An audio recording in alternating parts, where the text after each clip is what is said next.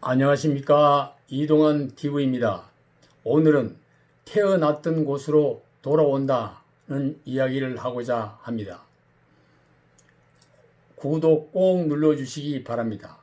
황제나비는 나비목 네발나비과로 제왕나비 악과로 분류되는 곤충입니다. 성충의 앞날개는 길이가 5cm이며 주황색으로 무늬는 검은색입니다.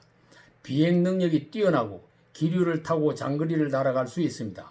나비의 유충은 유액이 나는 풀을 먹어 체내에 독을 축적해 경계색체를 띠면서 자신을 보호합니다. 북아메리카 지역에서 한파를 피해 멕시코만까지 먼 바닷길을 날아서 이동한다고 합니다. 태양을 보고 방향을 잡아 길을 잃지 않고 3,300m까지 높게 난다고 합니다. 황제나비는 매년 겨울을 나기 위해 캐나다 동부에서 멕시코까지 3,500km를 날아 이동합니다. 캐나다 퀸스 대학 헨리 로니첸과 베리 프로스트 박사팀이 황제나비가 태양을 나침반 삼아 길을 찾아간다는 것을 밝혔습니다.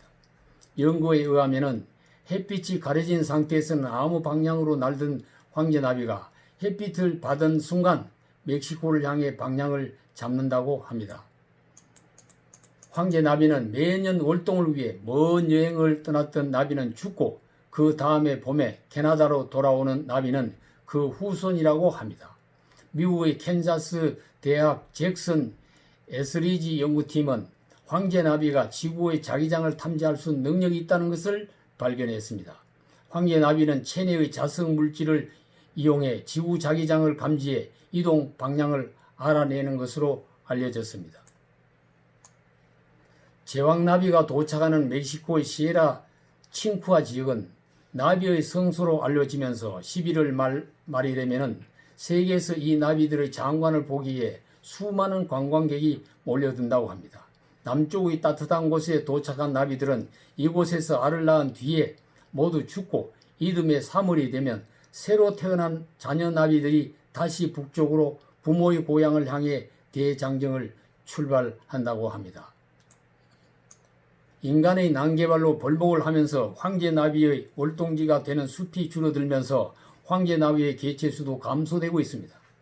북미 국가들이 보호활동을 벌이고 있으며 미국과 캐나다 정부는 국가곤충으로 지정하고 있으며 캐나다 정부는 이 종을 특별 멸종 우려종으로 보호하고 있습니다.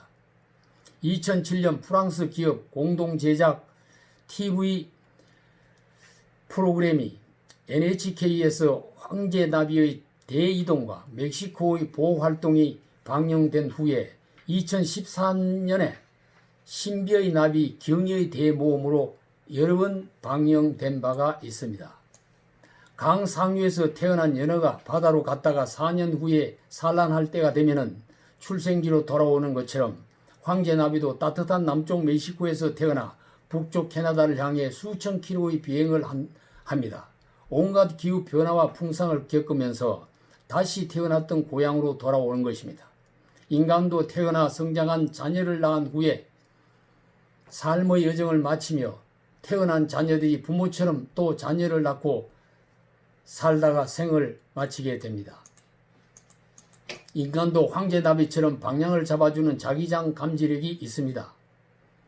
인간 본성에 입력되어 있는 인륜과 도덕입니다.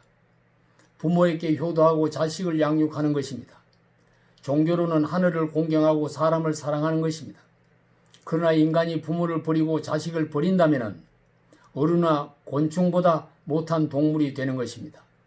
황제나비가 천신만고 비행으로 부모가 살았던 곳을 찾아갔다가 다시 천신만고의 비행으로 부모가 자기를 낳아준 고향으로 돌아오는 귀소 사건이 인간에게 큰 충격의 교훈을 주고 있는 것입니다. 황제나비의 삶에서 인간의 삶에 대한 교훈을 얻어야겠습니다. 감사합니다.